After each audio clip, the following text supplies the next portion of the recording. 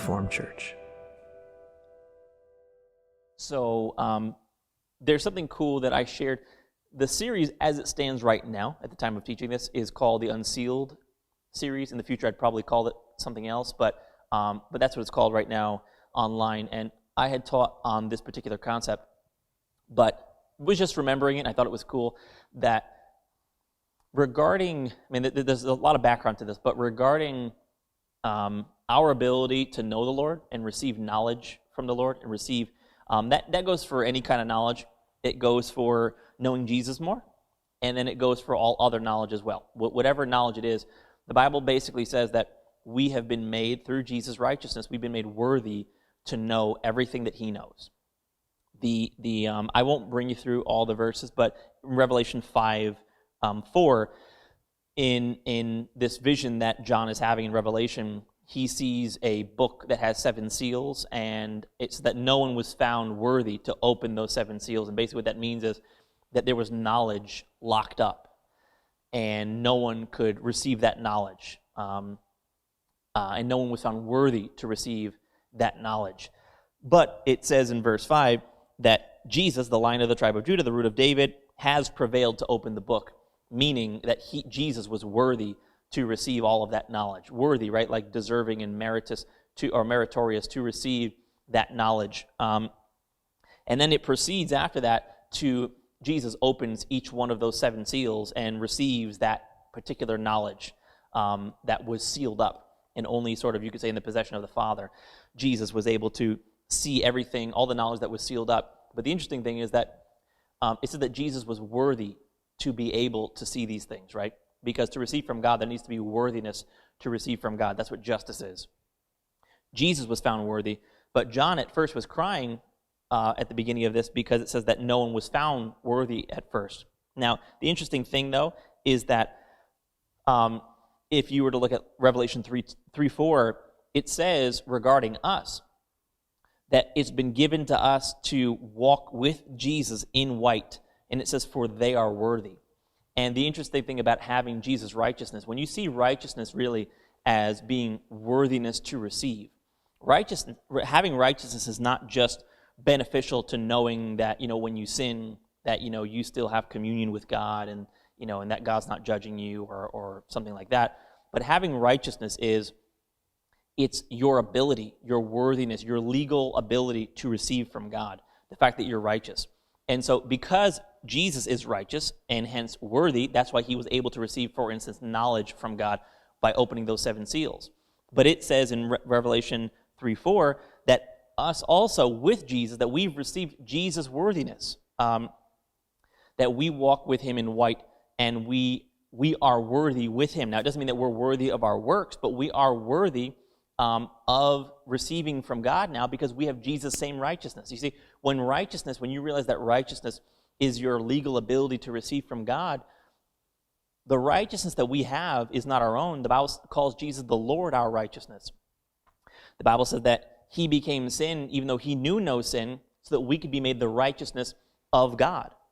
And a lot of believers acknowledge that verse, the righteousness of God, but if they don't realize that righteousness is worthiness to receive. And if you have the same righteousness as God, then you have the same ability to receive the same things that God has and the same things that Jesus has received. It's righteousness. Having that same righteousness is the basis for being able to receive everything that the Father and Jesus have. And so, regardless of what it is that you need, in context, it was knowledge that Jesus was receiving, and he was found worthy to receive knowledge. But it doesn't matter what it is. Jesus is obviously worthy to receive everything that the Father has, and we have that same exact worthiness to be able to, as we already have, receive all this on the inside of us, but also to manifest those things and receive them to our flesh. We are legally able and worthy to receive these things. That's what righteousness means. It means that now you're able to receive it. You are a candidate to receive these things. The interesting thing about when Jesus opened the 7 seals, each time Jesus opens a seal and looks in that book to receive that knowledge, one of the beasts in the vision looks at John and says, "Come and see." Invites John to see the same thing that Jesus saw. Whatever Jesus saw, whatever knowledge Jesus received, because he's worthy, John was able to see as well. You can read the book of Revelation. John was also able to see the same things that Jesus was able to see, but why? Because he has Jesus' righteousness. If you have Jesus' righteousness, you can receive everything that Jesus received in his resurrection. Because again, righteousness is worthiness. And that's why I brought you before to Revelation 3:4, where it says that they walk with me. Jesus saying, they, believers, walk with me in white, for they are worthy. There's a lot I can go into with this, because there are certain translations that even say that the white linen that's described that the believers wear in Revelation is the righteous deeds of the saints, which is a terrible translation. The white linen that he's describing here is the righteousness of the saints, but it's not righteous works. It's not your righteous works that makes you worthy to be able to receive from God or able to receive from God. It's the righteousness we've received as a gift from Jesus that has nothing to do with what you do or what you think during your day. It has everything to do with one thought, and that is your belief on what Jesus has done for you at the cross. But it's just important, and I'll pretty much wrap up with this, but it's just so important to understand when you say that you're righteous, you're saying, I'm able to see everything in my life that Jesus has already seen in his life. Everything that Jesus has received in his resurrection, I'm able to receive those same things. And it's based on righteousness. It's based on worthiness. One last point, if I have time to share this, but one last point is that the reason why in the past, people weren't, including us, why we weren't able to receive from God wasn't because the power wasn't available to heal people. The knowledge wasn't available to teach people. The reason why man couldn't receive from God wasn't because the inheritance wasn't available. The inheritance, namely the Spirit of God, has always been around. It was a legal problem. The reason why we couldn't receive from God, the thing that hinders people from receiving from God or hindered people from receiving from God was a legal problem. Because we were in sin, there was not a just way for God to get these things to us, for us to be able to see this knowledge in our mind or power in our body or whatever it is we needed to see in our life. What Jesus fixed was the legal problem that prohibited you from receiving and walking in the inheritance. The legal problem was sin. That was the thing that caused every person to fall short of receiving the glory of God. It was sin. When Jesus makes you righteous, that legal problem is solved. Now, Jesus really solved the problem on his end for the whole world, but in our case, our legal problem, our prohibition in receiving from God has been removed. You are now, by saying that you're righteous, not with your own, but with the righteousness of God, you're saying, I am now able to walk in everything that Jesus walks in.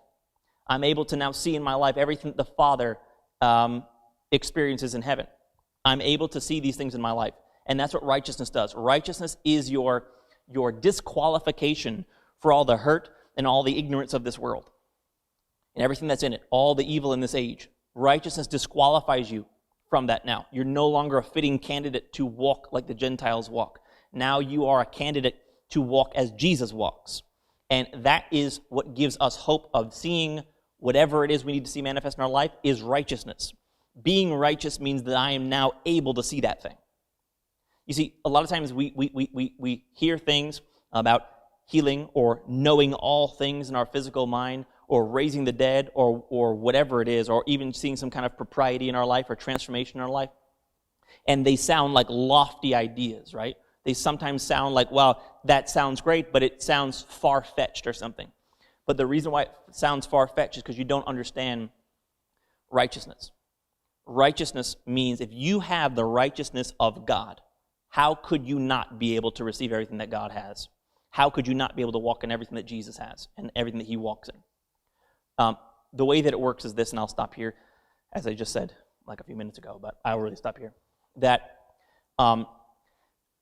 if I'm a just person, and I say that I'm going to reward a particular deed, right?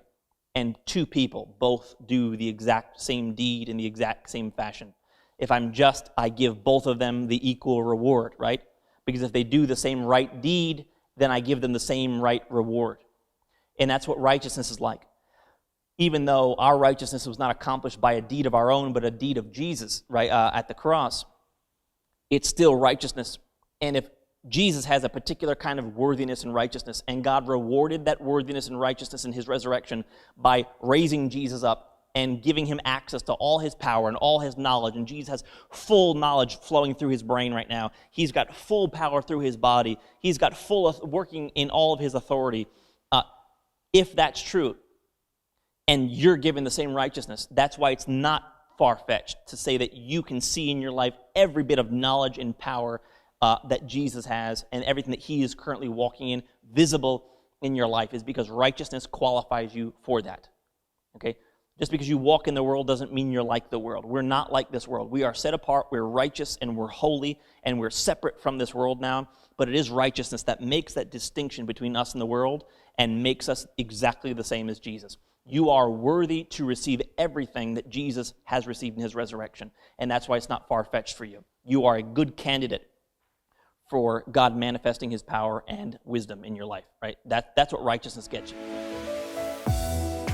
We hope you enjoyed this message from Reformed Church.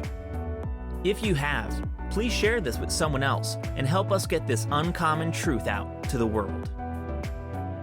If you'd like to support this good news, you can do so at reformedchurch.com/give. Also on our website, you can take advantage of our free messages, articles, and even full discipleship courses. Start reforming your mind now at reformedchurch.com.